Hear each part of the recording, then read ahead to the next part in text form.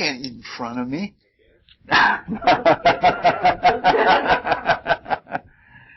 All right. The first thing we do this time is tear up all of the horoscopes you got last time. Oh, good. I don't have to do that. Jerry noticed that the computer hiccuped, and three of the horoscopes are incorrect. So tear them up right now so you don't get them confused. That's a great Mercurian.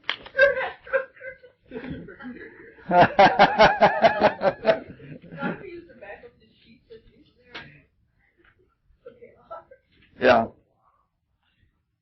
So these are the new set. You look all happy. No, I haven't gotten a new computer yet. Thanks to Jerry, who spotted what happened was that even though the places were changed from horoscope to horoscope, for some reason the Atlas program didn't kick in the new coordinates. And so three of the charts are not correct, or these are correct. This time they worked out. The three were female charts: Eleanor Roosevelt, Isadora Duncan, and I forget who the third one was. Shirley MacLaine, yeah. All right. We should get going because otherwise this could be a longish night tonight. Before class starts, can I ask, some of us are sensitive to perfumes, and in a small room it can be overwhelming, so future classes, please don't wear perfume. All right. All right.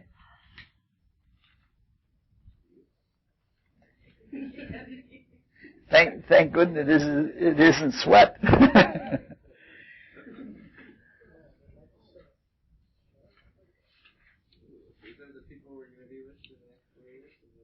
Yeah, 3 or 4 years, something like that.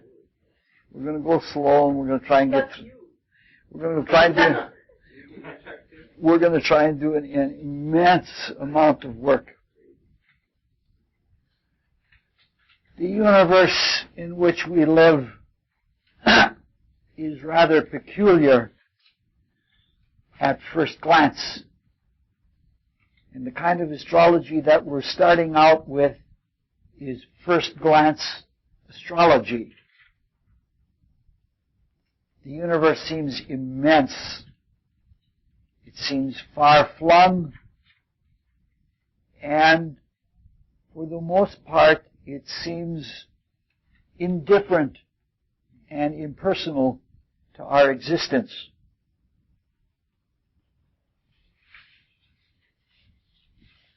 Many of the galaxies are huge in size and very far removed from us. And even with the enormous amount of matter in their composition, their gravitational effect is negligible on us. In some of the largest galaxies and clusters of galaxies we can't even see.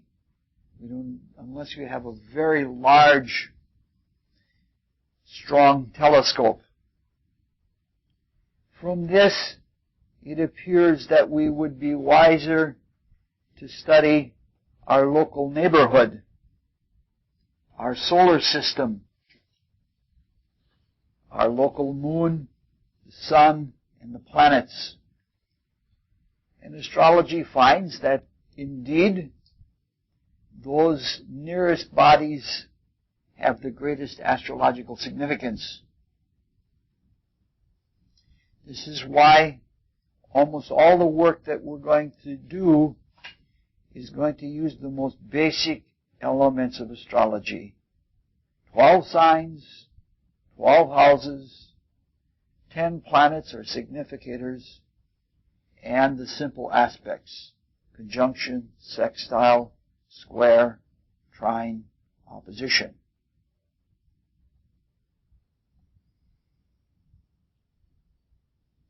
However, sometimes far-fetched things do affect us significantly.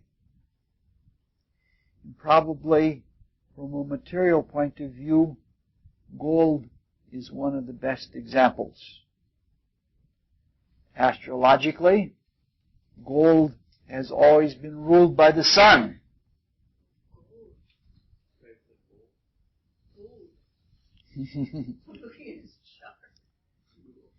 And mystics of all ages have claimed that gold has the capacity of transducing energy out of the spiritual world better than any other substance. The Incas, for example, it is claimed used to have gold-plated discs about 3 feet in diameter, and they used to sit on them, and with their concentrated consciousness they could transduce energy through the gold and levitate on those discs. So gold was a transducer. The connection of gold is also with the ethers and with the aura. The Latin name, or the most common name for gold, is aureum, meaning of the glow of the aura. If we have lived lives of service and of spirituality, we develop a very golden glow in our aura that is a consequence of having attracted and built into us light ether.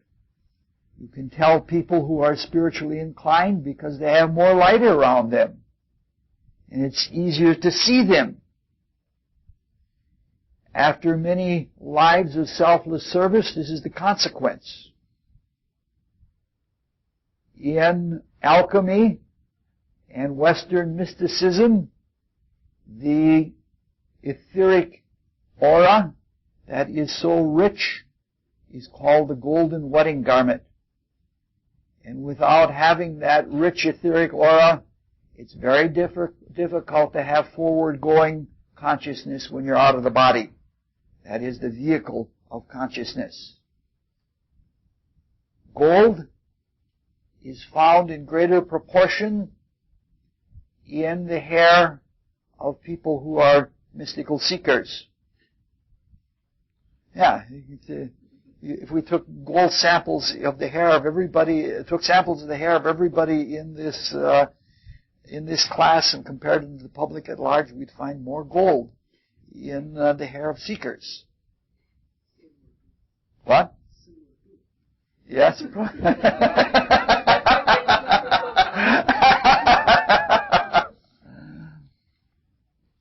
And that's irrespective of whether you live in a part of the country where there's gold in the soil, or irrespective of what your diet is. Gold, if it is applied externally or in very, very modest proportions internally, reduces pain, especially the pain from arthritis. Certain kinds of gold solution are helpful for treating heart failure. From this, one would almost certainly think that gold not only is ruled by the sun, but that gold comes from the sun. And that isn't true. According to the astronomers and astrophysicists, it's impossible that gold was formed in our solar system.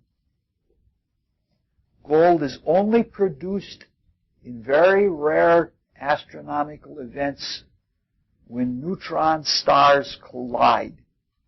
Only then is there enough energy to produce things like gold or platinum or some of the very, very rare noble elements. Thus, gold or the source of gold is unknown to us. It's the consequence of an event from long ago that we don't know where it occurred or when it occurred. We only know how it was produced. There is alchemical gold that is produced by alchemists, but that's a totally different matter, and we won't go into that. The point is that in some cases, rare cases, we are affected by very far-fetched and distant events. This is amazing. It's almost baffling to the material consciousness. To mystics, it's perfectly acceptable because the Spirit, God, if you wish to call it that, is closer than hands and feet. All of the manifestation that we live in of the universal Spirit is within the universal Spirit. And the universal Spirit is within it. Everything comes into existence within the universal Spirit through varying realms of antecedent causation. And the world that we see, even as vast as it is with galaxies, is the smallest of all of the spiritual realms. It's the most condensed and the most dead. That all of the higher spiritual worlds are much more lively, much more causal.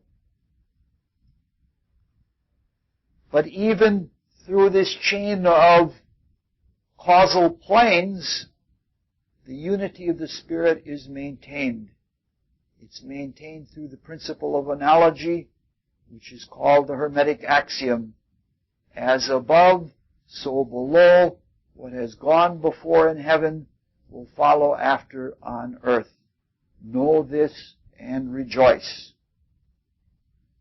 So, when we were little kids, we discovered, about 6th grade, that an atom is shaped like a solar system. And to some extent, the solar system is shaped like a galaxy. So even on the physical plane alone, this principle of analogy applies. But even though there is this long chain of antecedent causation, sometimes the Spirit makes itself felt directly by immediate intuitions. The chain of command is bypassed and things appear directly. And that's like gold. We don't know where it comes from. We don't know how it comes about. But it is valuable and precious like gold. And we don't care whether it is unknown. We're going to treat astrology and the universe like that. We're going to follow the normal cosmological chains of causation, but we're always going to be on the lookout for intuitive gold. Because sometimes the procedures that we're going to be doing to study a chart, as fine as they are, they're cumbersome. And sometimes immediate intuition is much, much more valuable. So I think we're about ready to start forming a skeletal understanding of humans and flesh them out as much as possible. Because the universal Spirit is omnipresent in all times and in all places, and the horoscope is a representation of an individual spirit within the universal Spirit, it means that everything in a horoscope is meaningful. Everything in a horoscope is meaningful. But usually, some things are more meaningful than others. If we take a geographical example, if we're describing a Hawaiian island, probably the mountain or the mountains that form that island are more important to describing the island than anything else. Though something minute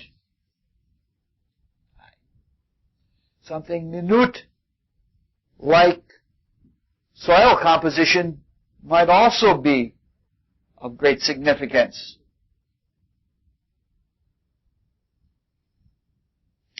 So let's take an example of what we're trying to do by looking at a Hawaiian island. Suppose we're trying to describe an island. Yeah, Eula's here.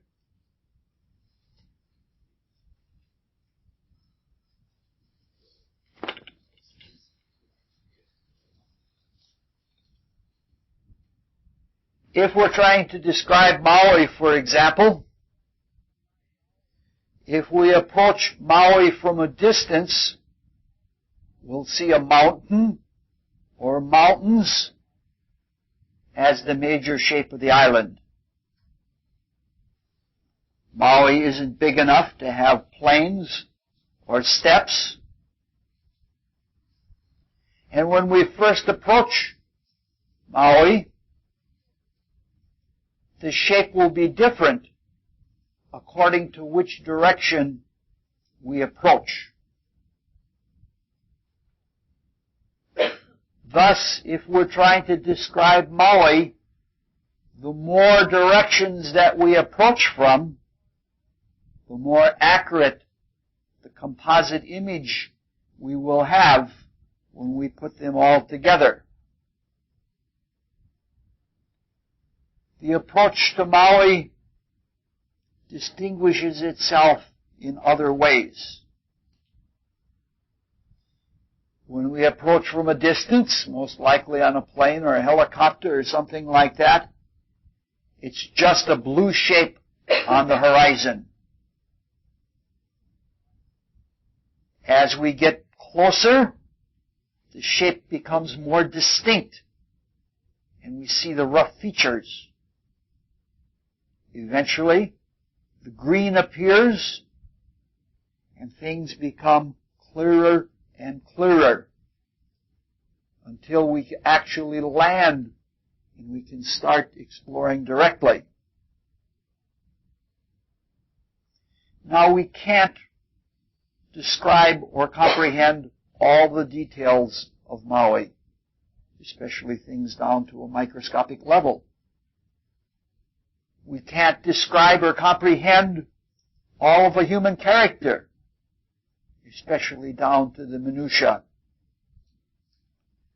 We have to sometimes be ready to step back and maintain a general sense of proportion and look at the relative significance of one thing compared to another. Let's take another image. I said I'm going to go really slow this year. No racing. Suppose we're trying to paint a portrait of someone. Because in a psycho-spiritual way, that's exactly what we're doing when we're looking at a horoscope. We're trying to develop a psycho-spiritual portrait of an individual. The astrological portrait is going to be more inward than outward, but the analogy still applies. No portrait begins by looking at a beauty mark and painting it in great detail. The first thing you do is you rough out the general shape. Then more and more features are added.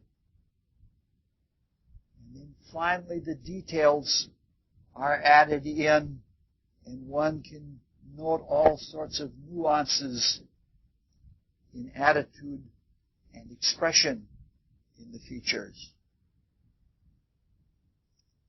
A big part of doing a portrait is, in the rough work anyway, is the relationship to the background. How the subject is posed and against what kind of backdrop. No human lives in a vacuum, and no one ever sees a subject and nothing else. In some cases, the background is as important as the subject, and the subject may lose value without it. For example, in some Dutch paintings, almost the entire painting is background, and the subject or the subjects form a very small part of it. If you look at the Mona Lisa is all the face, and the background is relatively insignificant. It's a very humanistic approach by putting the face in front and putting nature behind. It's very humanistic. Now what we're doing is a little different. Most of our subject is individual. It's invisible. And it's hard to separate it out of the psychic background or the cosmic background. Unless we're clairvoyant, we can't even see a good deal of the inner background. Even if we can see the shape of the soul, so to speak, with clairvoyance, even that requires intuition and interpretation, just like astrology. So we're somewhat in the dark. We're almost like Rumi's elephant. I don't know if you know the story of Rumi's elephant. It's the story of some Brahmin that wanted to make some money. And so they brought an elephant to an area where people had never seen an elephant. Well, they kept it under wraps. And they put it in a tent. And everybody came blindfolded into the tent. And one person went in and came out and he said, the elephant is like great pillars. Another one went in and came out and said, no, the elephant is like a great fan. And another one went in and came out and said, they're both wrong. The elephant is like a big hose. And Rumi's point is, if only they had used a little bit of unifying light. But we're in the position of the people that are going in the tent. We're in the dark, and we have to put it all together. Whatever image we use, whether it's Maui, or whether it's painting a portrait, or whether it's Rumi's elephant, there are objectives that we are trying to reach. One objective is we're trying to get a general picture of a character. A second is we're trying to see that character relative to the cosmic background. The third thing is we want to find the internal relative significance within the character and the relative significance to the outside world. So we're trying to get a general picture of character. We're trying to see it in relation to its cosmic background. And we're trying to look at things with relative significance. All right. Now we have the first there are going to be all kinds of handouts as the year progresses. Take two of these. One for scribbling on and one for taking to the copy shop. Not the coffee shop, the copy shop. I have a friend that says, my office is Kinko's, my study is Borders, my kitchen is, where does she go? She goes to What's that terrible place that does all the racial discrimination? Denny's. She says, my kitchen is Denny's. Her car is her bedroom.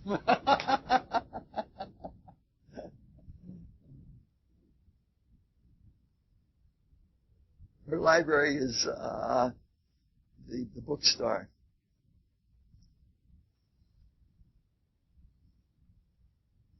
We'll be working with this sheet at least all of this year. We're not at the beginning level as we have been for the last 3 years. The last 3 years we've been developing tools, keywording and observation and things like that. We went pretty deep, but we were still just beginners. Now we're going to try and develop a pretty thorough understanding of character. And so we're going to be developing a dossier or a file or something like that on each of these 16 charts. I haven't gone out yet. They're too cheap to buy right off. But I'm going to use those kinds of, those, what do they call them? They're file folders that are accordion-like, that they open up and you can get more and more material in it and you can keep them all closed. I'm going to get 16 and 17, actually, one for each of the charts and one for the general notes. All right, so this is what we're going to be working on. Obviously, the name is for the name of the individual in the chart. The chart number is if you keep a file of charts on a computer or if you keep them if you have a file cabinet. I have a file cabinet with thousands of horoscopes, and I know the secrets in the dirt of half of the city of Madison after all of these years, at least the comic culture in Madison. The numbers we're going to use are like this. Jay Gould is 1. Helen Keller is 2. And then you go down to Gandhi and Duncan are 3 and 4, and then you flip the sheet over and start from the top, 5, 6, 7, 8. And then Yukio Mishima turns out to be 9, and Ethel Barrymore 10, and so on down through the 16 charts. So you're going to have one of these for each of the 16 charts, and I'm not going to provide all the paper. You're going to have to get yours from Kinko's and fill in and such. All right. We're moving along fast. This is going to be a short night. Gee, John Quay didn't make it tonight. John Pepper was going to make it. He didn't make it tonight. Unusual. All right. We're missing a few other people besides Ron. All right. Now there are 4 columns that comprise this profile index. They read across the top, test, profile, conspectus, and notes. So let's look at the form for a few minutes and do that. We're going to be using a method that is quite common in all of the human sciences. It's called testing and profiling. A test is a very careful, limited observation that is intended to get specific information. So every time you're doing a test, it's limited and you're trying to get specific information and it's a certain kind of observation. The limits are what give these specific objectives. In our metaphor of looking at Maui, it corresponds to the approach to the island. How close we look and what sense we use, whether it's smell or sight or whatever.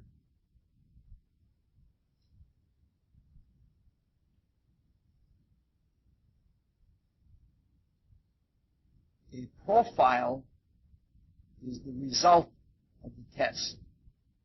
It is the observation itself.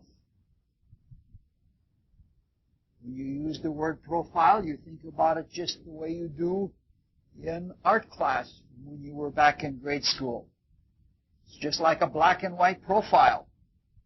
You're looking only at general features, and general features that might go unnoticed if you have too many distracting details. So, or in the other view, it's like each different pose that you put the subject in. Various observations of Maui reveal the size, shape, and the altitude of Mount Haleakala, which is the highest mountain on Maui. Other observations will look at the climate. Maui is one of those islands that has multiple climates. It has rainforests, it has temperate climates, it has deserts, it has torrid conditions, and it has freezing temperatures. So Maui is one of those microcosmic islands. When we have collected all of the profiles together, we're going to start cross-profiling. That is, looking at them relative to each other. And eventually, at the very end of this first third of the course, we will do one grand cross-profile and then have a general view of the rough character. Cross-profiling is a very rich subject. It gives you all kinds of information about a character that you would get no other way. An enormous amount of information. I find it extremely exciting. So though it comes at the last part of this third of the class, we're going to be spending as much time as we can on that because we want to be meaning people. We don't want to just get stuck in all kinds of astrological technique. No use doing astrological technique unless it becomes a way to get at the real meaning of life. Cross-profiling even works in physical things. For example, if you cross-profile Maui, you'll find out why the deserts are located where they're located, depending on which side of the prevailing winds, which pick up the water from the ocean and drop it on the mountain. If we do really good cross-profiling, we might see how culture developed on Hawaii. And we might even be able to guess the temperament of the people as the national character of the people according to where they live. You know that, for example, that if you put a person in a room and make the conditions of the room hot and sticky, the doodles that they make are more curved. You find more doodles like that. However, if you make the temperature cold and dry, you find more rectilinear, sharp, angular kinds of doodles. So character develops in a climate.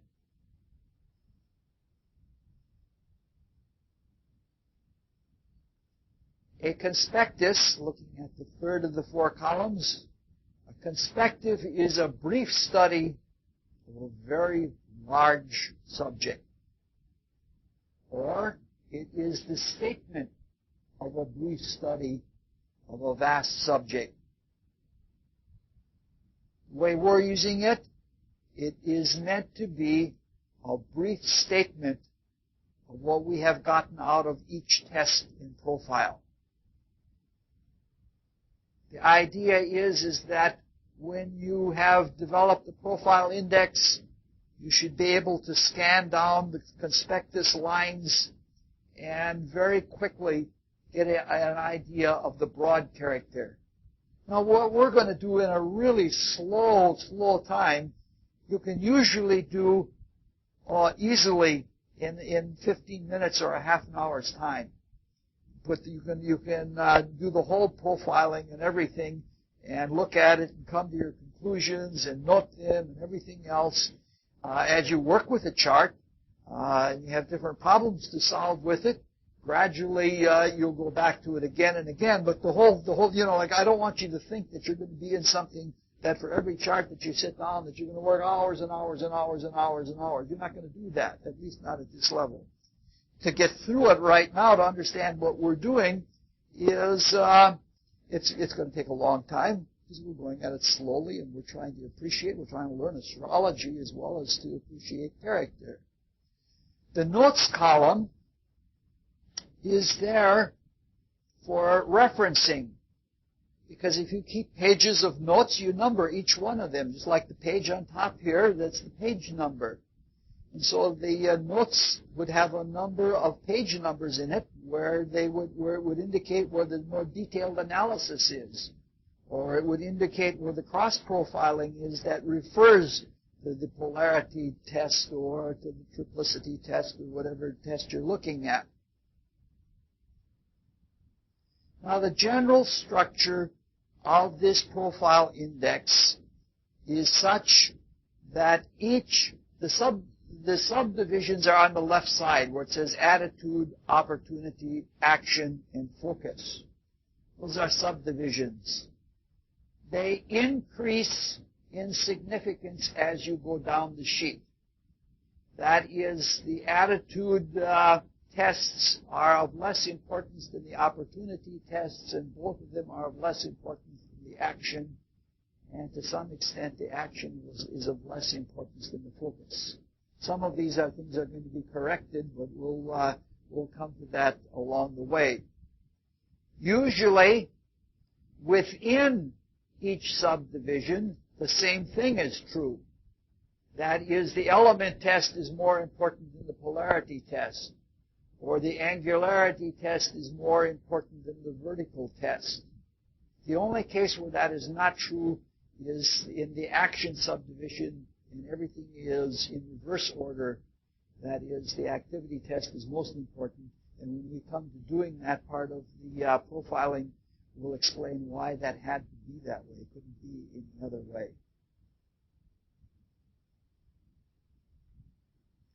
The Gestalt test, which we're about to start going into now, is probably not an attitude test. It's probably something more like a stance test, but I didn't want to have too many subdivisions. I don't like having infinite number of categories. You just go crazy with all of the things. All right. One more little thing. This is introduction upon introduction upon introduction. For all of the tests and the profiles, we're going to be using just what are called planets. Well, in some cases, we may use house cusps, or we'll talk about using house cusps. By the planets, we mean the Sun, the Moon, Venus, Mercury, Mars, Jupiter, Saturn, Uranus, Neptune, Pluto. The reason that we're using the planets as the basis for all the tests and profiles is because that's what planets are. The definition of a planet is a dynamic focus. It is the planets that focus the sign energy into the house forms. Whether it's done directly or indirectly, the focusing agency is the planet. So planets, or whatever significators you use, we're looking at them as focal agencies. Now, if you want to, you can use whatever significators you want. You can use minor planets, you can use asteroids, you can use Uranian planets, you can use nodes, you can use points, you can use parts, you can use all of that stuff if you want. However, the complexity becomes enormous. And the relative significance is much harder to get at. Because, it tests the end of the human mind to be able to deal with that many factors and to have a balanced, comprehensive view of what all of those things mean relative to each other. It would be almost like trying to look at every stone on Maui, and that's just too much. If you do that, if you want to include other things, I don't object to it. I just can't do it. I don't want that to be consciousness. If you do that, you have to include everything that is of the same degree of significance. That is to say, you can't add the nodes into the tests without also adding in the parts and points. Because if you do, you'll have a biased view. It'll be like looking at Maui with a glass that gives you a distorted image. It'll be biased. It'll be node biased, and that's not right. So we're sticking with the most basic factors: signs, houses, planets, aspects. And we're doing that because they are of the greatest significance. It isn't of much use to be able to predict that somebody will have one emotion for 5 minutes twice in life, and it won't be very consequential, without telling them that they have a terrible temper problem every day of their life. We want to look at the things that are most important. It might be nice to have some biquintile to Neptune from from the part of love or something like that, but it isn't. It's all flattery, and it doesn't really get at what's important. And we want to keep things simple.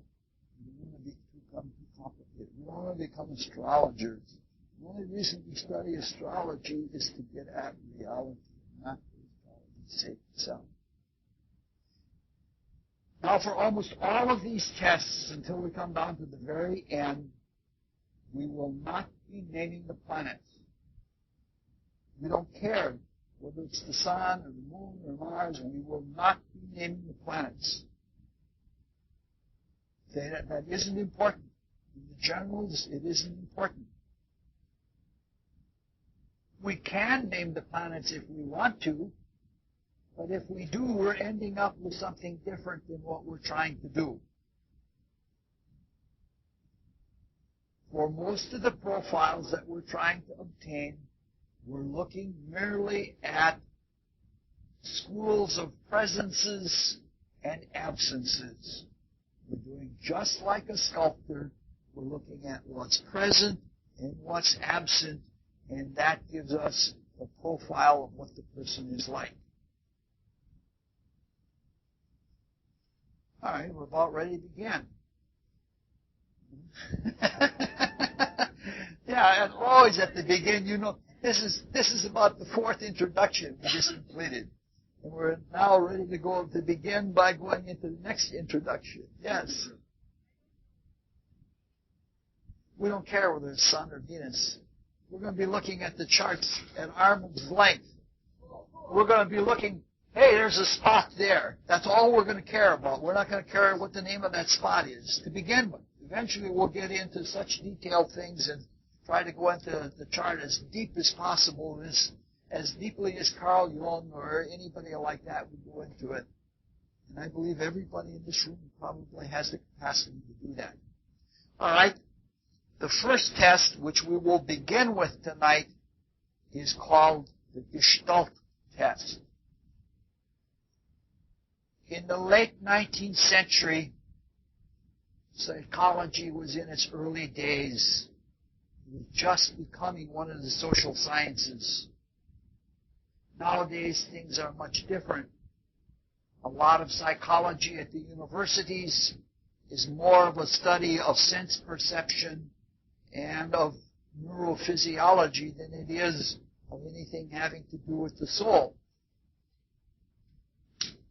Even a lot of the practice of psychology and psychiatry is more about the prescription of drugs than it is about the understanding and healing of the psyche.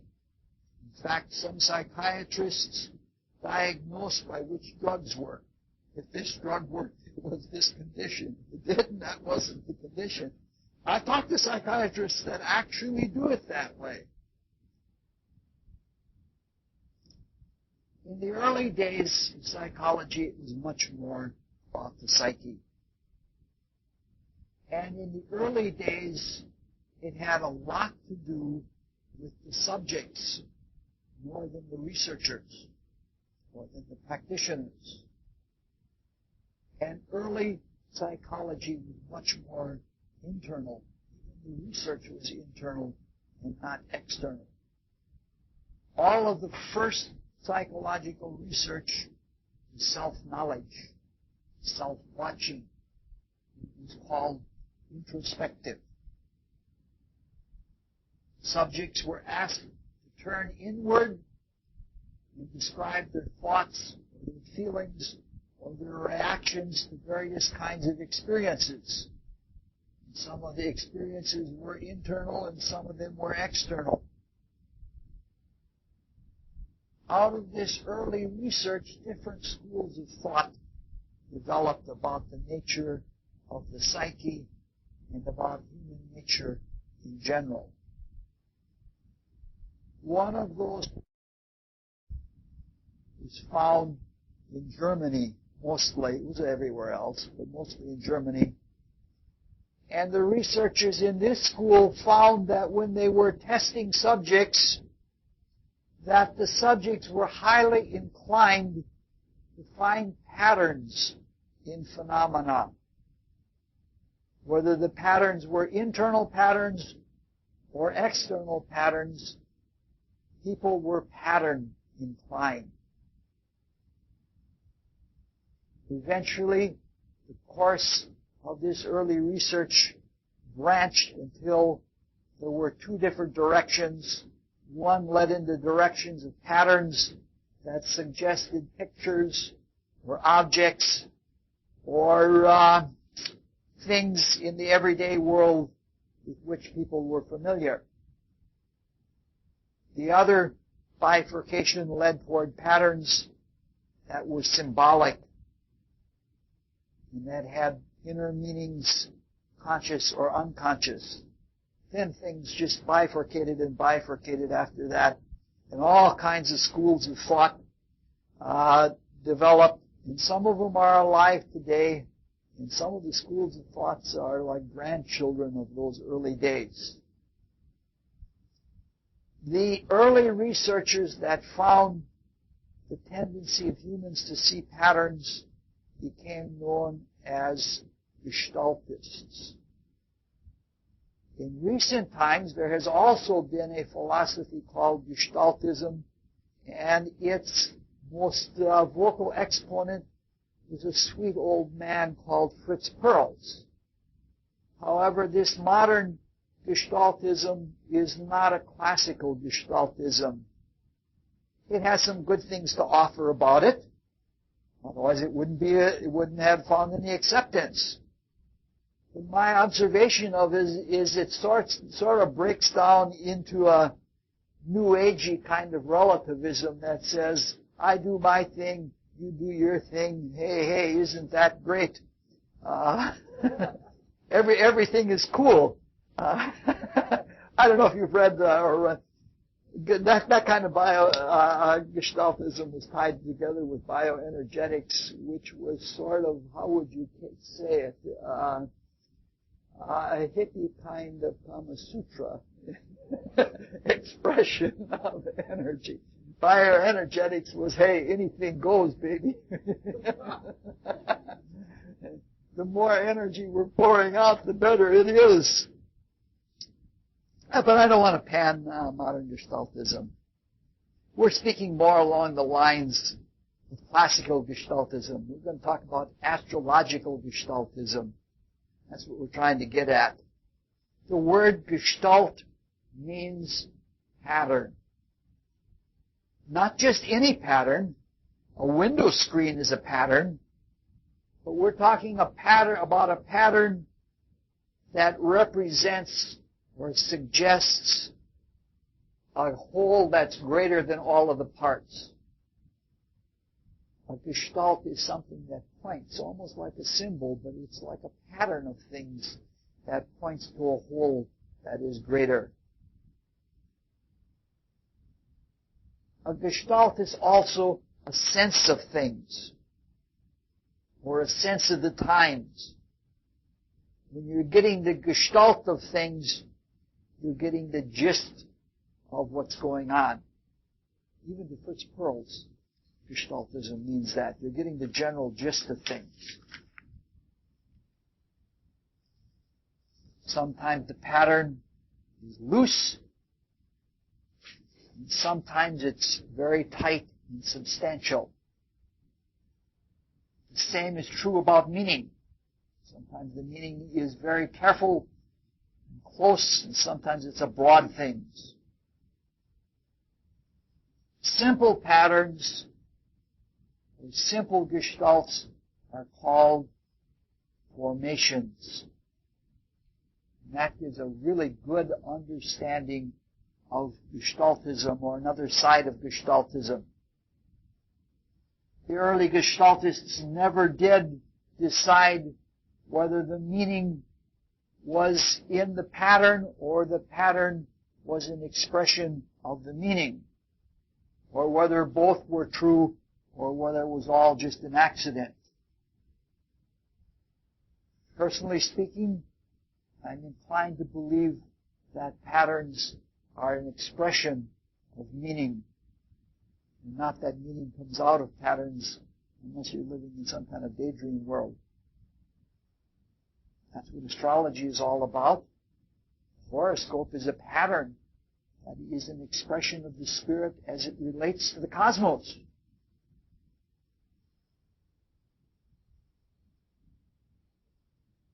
For us, in this world, it's probably much more healthy to think in terms of patterns than to think in terms of discrete objects. Because if you think in terms of discrete and final objects, you're getting into materialism. And the more deeply you get into materialism, the more you are going to damp your spiritual thought. This class is a formation. And this is one of those years that the formation is going to be radically different every week. I can see that. This is like a totally different class than we were last week.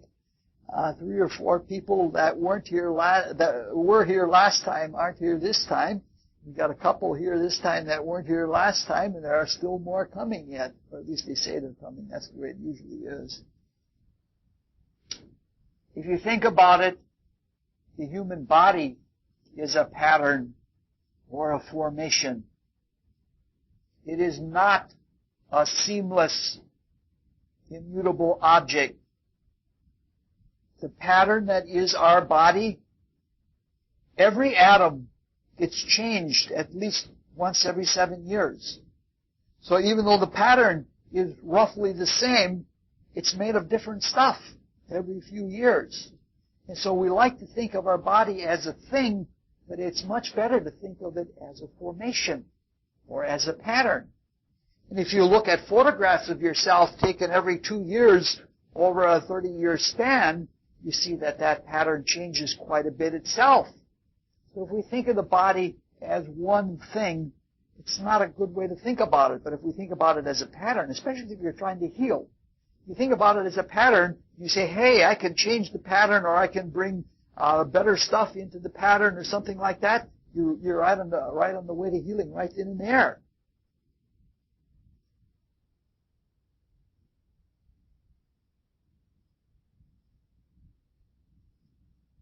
When we look at a horoscope, gestalts are sometimes in it, and they're simplified. Astrological gestalts are very, very simplified because the dimensionality of 3 or more dimensions of the cosmos is squashed down to just 2 dimensions. And all of the planets are just in a circle, and they're all out at the circumference. They're all right out at the perimeter. And this greatly reduces the number of possible patterns. But it still indicates meaningful meaningful patterns. So when a pattern is present, its meaning is easier, or the pattern itself and its meaning are easier to find because things are simplified.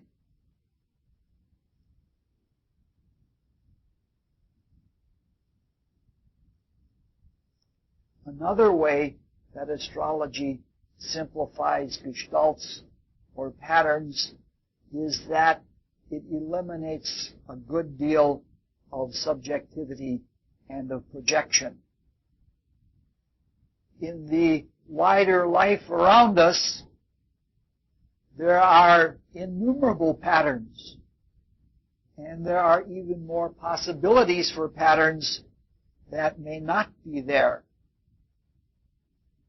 For example, if you take someone whose consciousness is chaotic, and there's insecurity, and conscious or unconscious feelings of disempowerment, there's a tendency to project patterns on the world rather than face up to individual responsibility.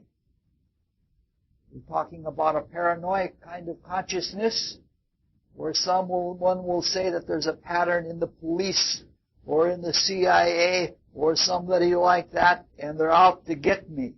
And the reason I can't get anywhere in the world is because all of these things are against me. And they'll try to present very convincing structures of patterns. So that isn't completely removed in astrology, but at least the interpretations can still be subjective and can still be projections, but whether there's a pattern or not in a horoscope is a clear-cut matter. You can look and see, and everybody should be able to agree. Until we get down to doing it, when we do an assignment after the next week's class, we'll see how much agreement. All right, now that brings us a little bit deeper into patterns in astrology and in the cosmos. In the way we are looking at it, the horoscope represents a condensation or a picture of all of space at a given time, as seen from a given place. So it represents all of space, and space is a womb of creativity. And within that space, the planets are like islands of concrete manifestation.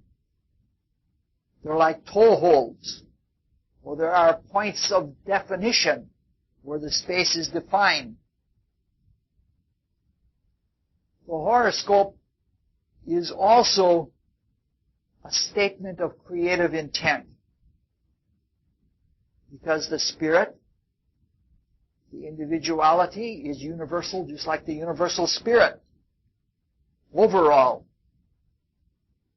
And when it decides to come to birth, to work out its destiny, and to create or carry on the ongoing co-creation of the cosmos, that is its option. That is its choice. When you're looking at a horoscope, this is when the person said, I want to be born then because I want to create in this way.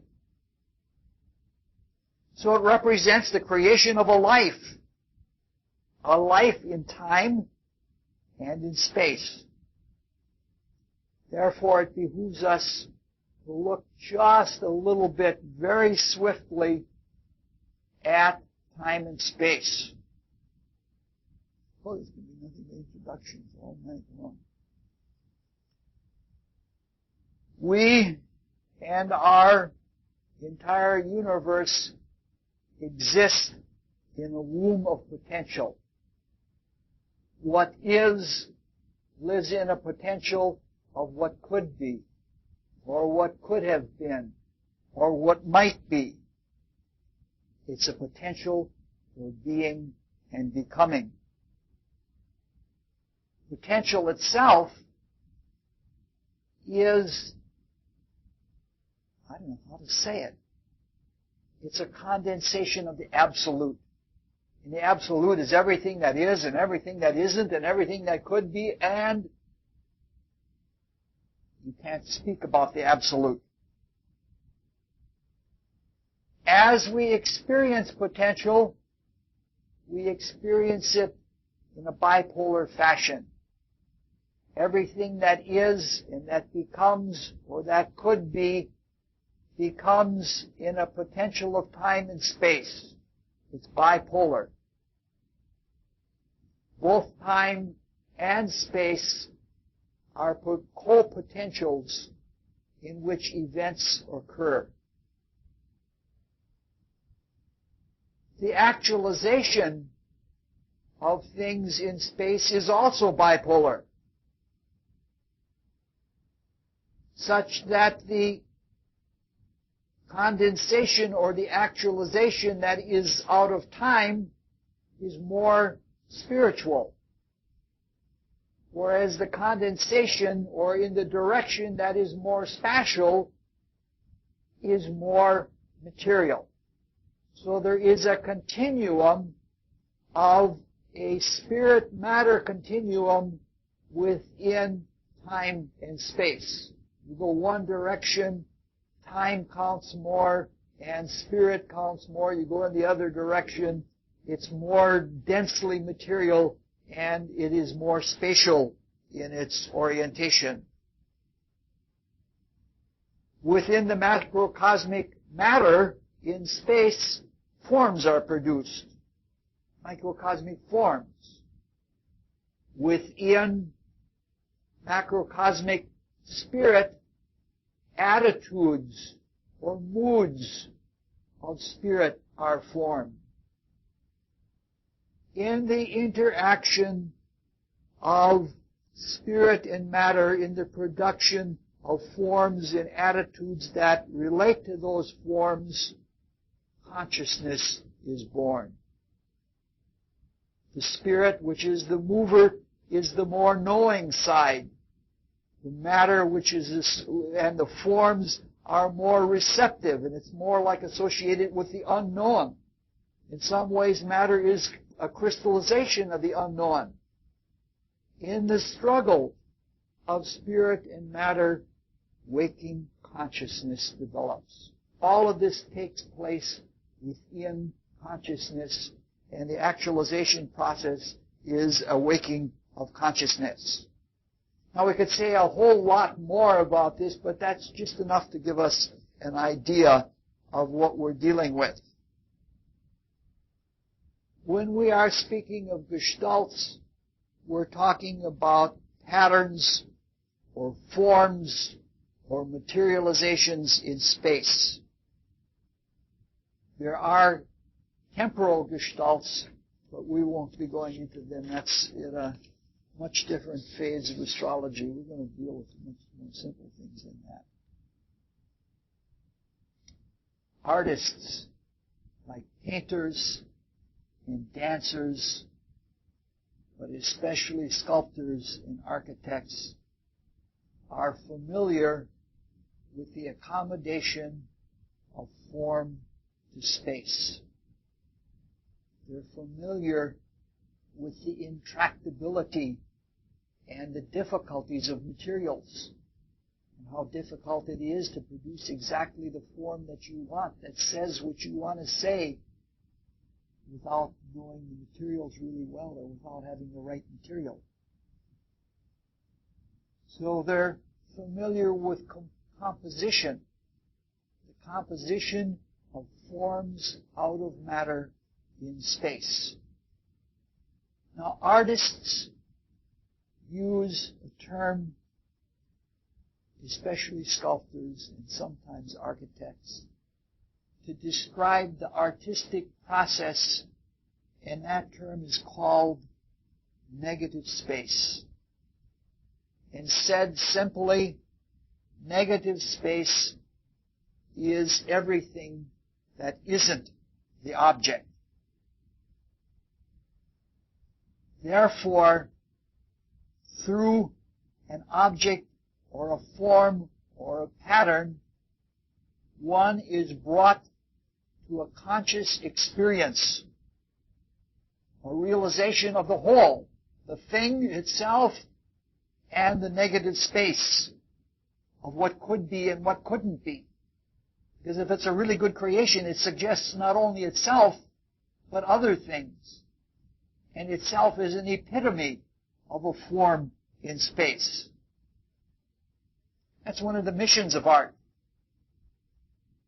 And art form does this by the intelligent use of presence and absence, where things are and where things aren't. And that's what we're going to be studying for weeks, because we're going to get different understandings of reality with absence and presence.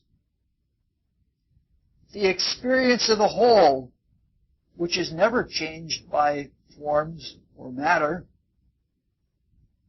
through composition and through the intelligent creation and the soul of the artist, the experience of that whole through that looking glass is what we call beauty. Now, this is a very brief and scant way of looking at it, but this is looking at patterns or forms or formations in space. We could do the same thing with science. Especially, we could look at crystals and do things like that. For now, the thing that we want to keep in mind is that the horoscope represents a manifestation of objective, creative consciousness. If there is a gestalt in a horoscope, it represents a definite philosophy of relating to space, of accommodating matter or form to space.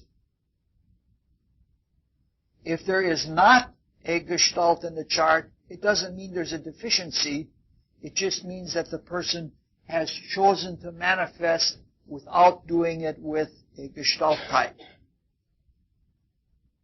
So, when we're looking at gestalts, we're looking at a chart at arm's length. If you'll notice the kinds of charts we have that I've handed out, they're the simplest possible. So that when you're looking at the most basic structure of the soul in the chart. Now, gestalts can be either found by their orientation to the houses or to the signs. These kinds of horoscopes are house-oriented. That is, you see 12 divisions that look of equal size when you're just looking at them. It's as if we had drawn a circle on the ground and broken it into 12 parts. Some people use kind of charts where they have all 360 degrees, and then they have larger or smaller houses. For finding gestalts, that kind of chart is probably better. I just can't bring myself to use that kind of chart just for the sake of a gestalt, because there are all of those marks in there, and it's too busy.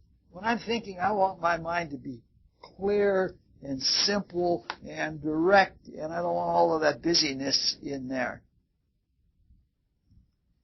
Okay, we're going to define definition and texture of gestalts as we go along, and we're now ready to start looking at two gestalt types. And we're going to look at the two extremes of gestalt types this evening, and then that'll give you something to think on, and then next time we'll look at a bunch of other gestalts between the extremes in different ways. The first gestalt type is called the splash.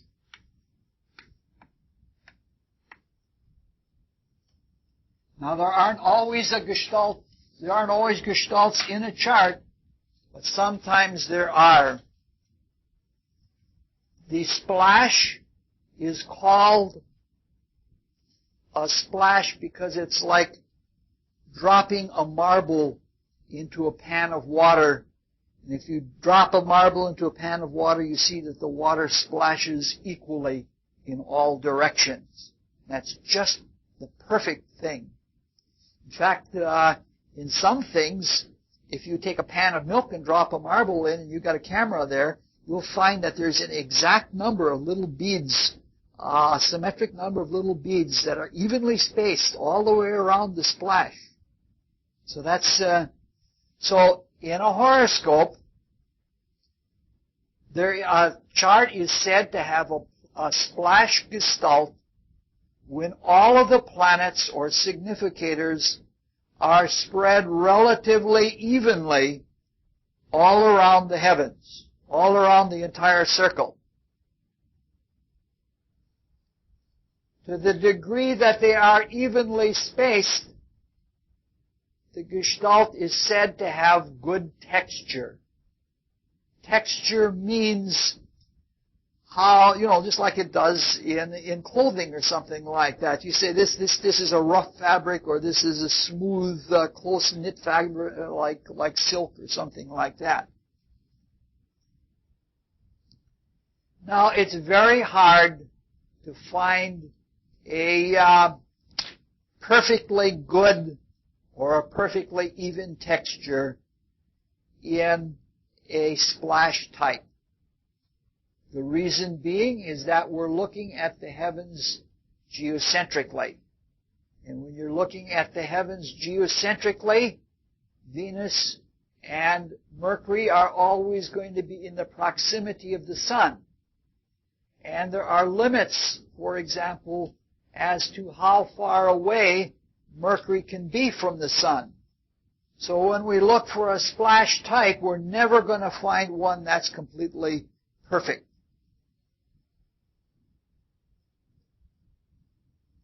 It's very rare that you find a splash, because it's very rare that you find Mercury and Venus maximally spread out from the Sun.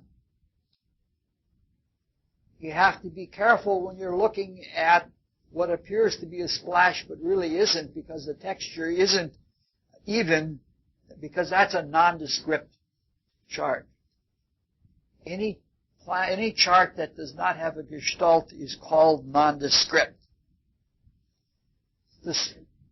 Any chart that does not have a gestalt is called nondescript.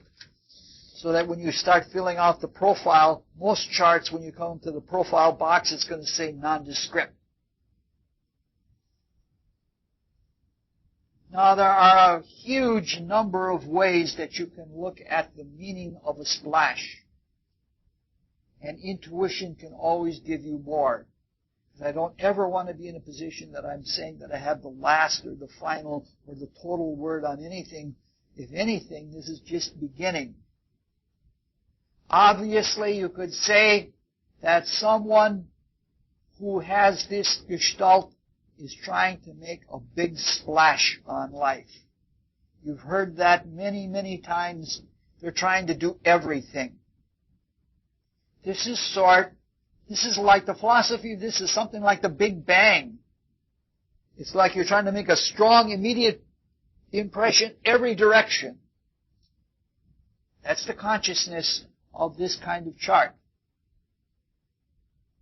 The philosophy is you're trying to control all of space directly as possible, by spreading out the significators as widely as they can be spread out. In some cases, this kind of chart could mean greed. Like, I want this experience and that experience and that experience. It's certainly likely to mean a dispersion of interest. It's very hard to keep interest in so many things at the same time. On the other hand, it's excellent for drawing on as many resources and as many viewpoints as possible. This is really a broad-minded, open-minded kind of consciousness. In other ways, it's like Germany in the Second World War. It tried to fight a war in Russia and in the West and in Africa all at the same time. It's a multi-front war, and you're trying to put out fires everywhere.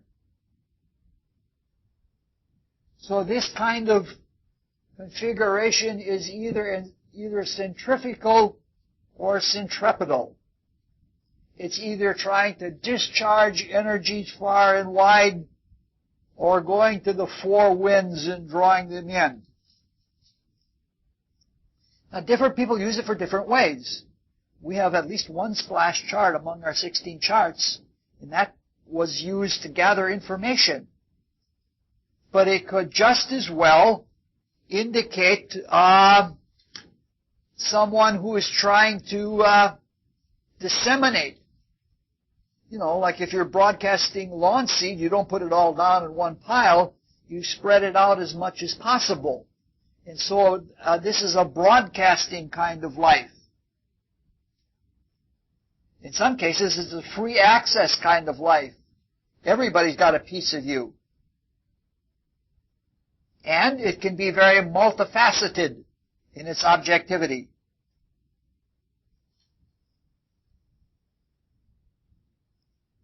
However, there may be a reluctance to dedicate or to specialize or to commit to anything because there's always another stone that you can skip to.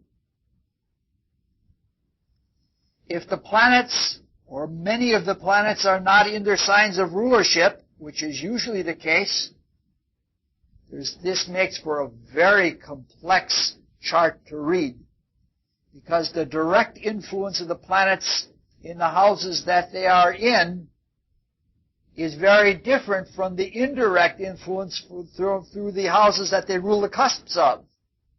So the direct and the indirect go in opposite directions. A planet is exerting its presence by being in a given house, but the ruler of that house may be expressing a different kind of intention than the planet that is in the house. And the planet that's in the house is doing the same thing to another planet in another house. So there's a lot of complexity. So the splash is often associated with neurosis because of the complexity of the direct and indirect influences. Some potential positives: versatility, variety, openness, adaptability, broadness, multiplicity of approach, multiplicity of options. There's always a little bit of lightness and even unpredictability. Some of the potential negatives of a splash are the individual tends to be spread thin or scattered, or it's a cluttered kind of consciousness. Sometimes there's a lack of unity. Sometimes there's a lack of persistence or an unreliable character. Sometimes it's indecision. Sometimes it's vague. Often it's unfulfilled, and it's likely to be disorganized. We'll look at the other extreme now. The other extreme is the bundle.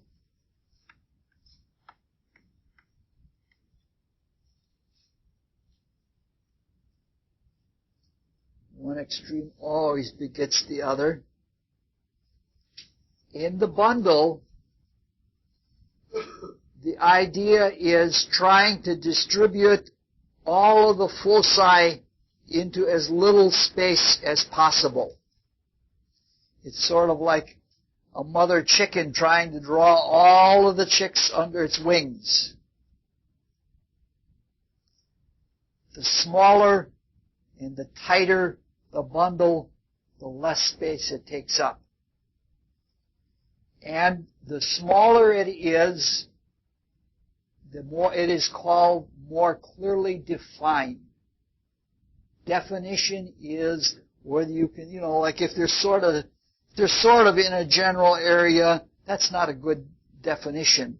But if you can see, you look at the chart and there's just one blob there, that's good definition. Some people think that an allowable definition is 90 degrees. I think that's way too broad. I would consider 60 degrees the maximum, but the tighter the better. Texture is not so important in the bundle. If the definition is good, texture almost has to be there. And if it isn't, it's sort of then a bunch of bundles within a bundle. The bundle is like the Tom Sawyer principle. It draws everything else in the entire horoscope throughout space. It's drawn into one area of special interest. Like Tom Sawyer drew everybody else into painting the fence. Cosmologically, if we look in astrophysics, this is the principle of warping or distorting space by the concentration of matter. It's like the yogic principle of being able to see the whole world from your own room. By focusing on one thing, you see that everything else relates to it. Sort of goes with thinking like this. Well, if everything is in everything, then everything can be seen relative to this thing. And this thing is all I need. It means concentration and it means connection. Just the opposite, like with the splash, you didn't want it, the connection didn't count. Everything was all over the place. This is sort of like some people like to watch television. Above all, at the center of that bundle, they've got the remote. But they've got their beer at arm's length, and they got their chips at arm's length, and they got the telephone at arm's length, It's that kind of philosophy. Let me just sit here and do this thing. However, if everything is close, everything that is close becomes familiar. And everything that is distant then becomes foreign. That's what's happening in our country right now. We're hunkering in and we're getting a closeness, but we're becoming xenophobic about things that are distant and foreign.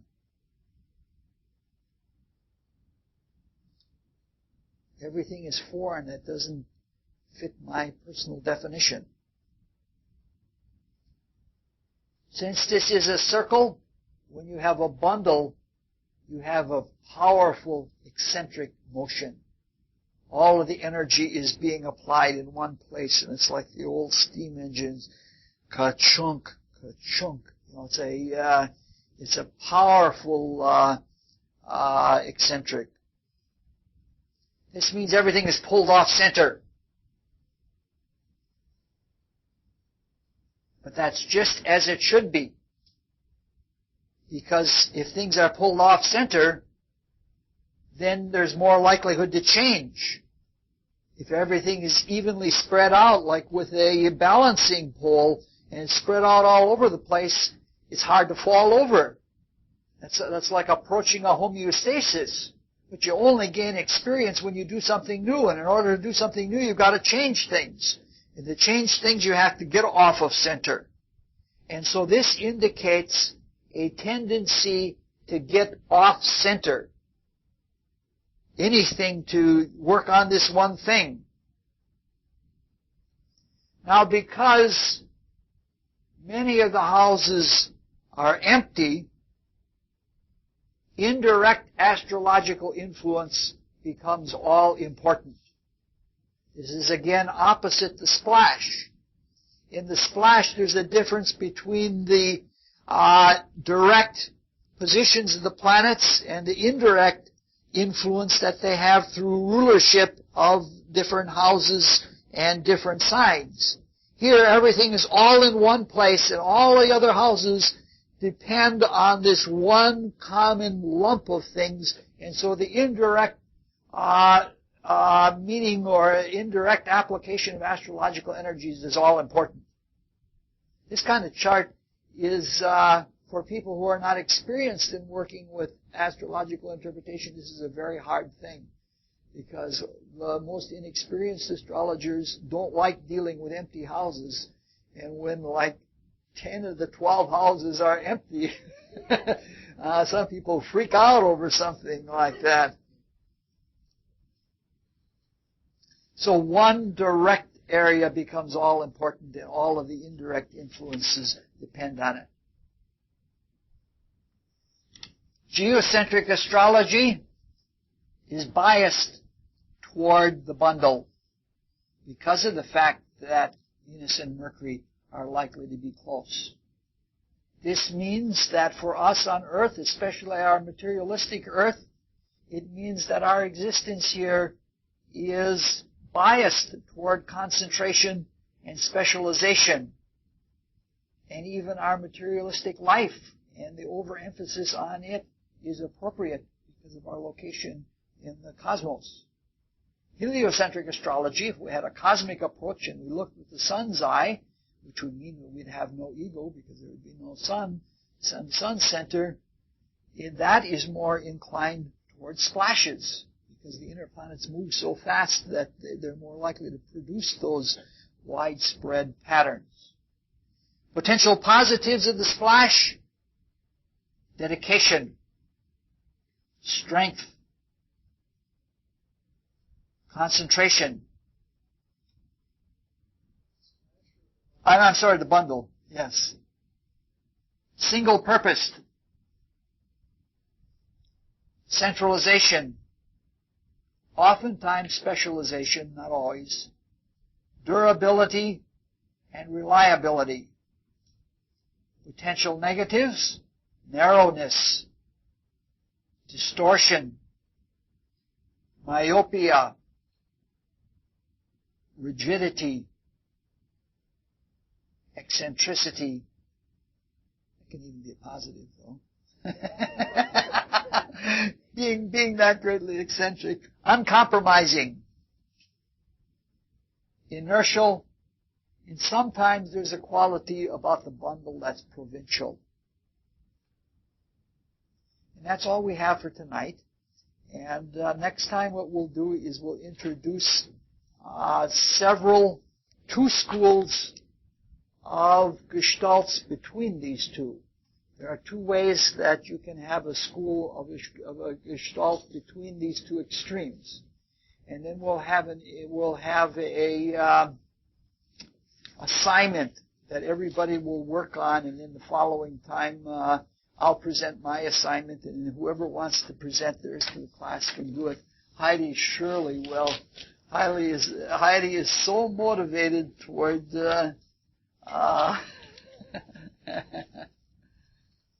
and at the end of this, I'll probably try to put together, since I'm going to try to make a workbook out of this, I'll try to put together not all of the philosophy of this, only the people who listen to the tapes or come to the classes get all the philosophy. I'll try to make a little conspectus of each of the Gestalt types, so that you can just sit there with a sheet of paper and look and say this thing, and boom, boom, boom, boom.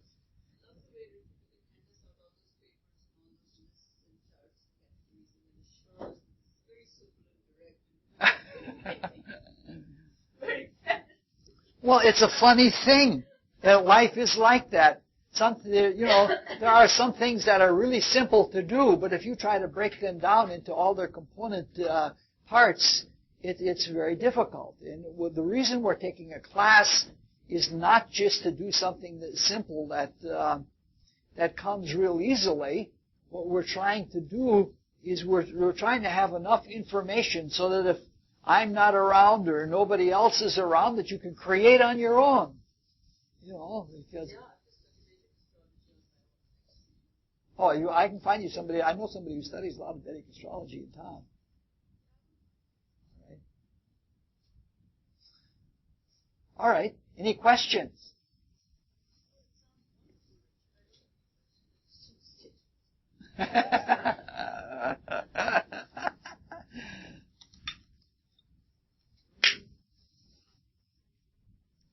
Is it the kind of thing you're looking for? A little bit long-winded, but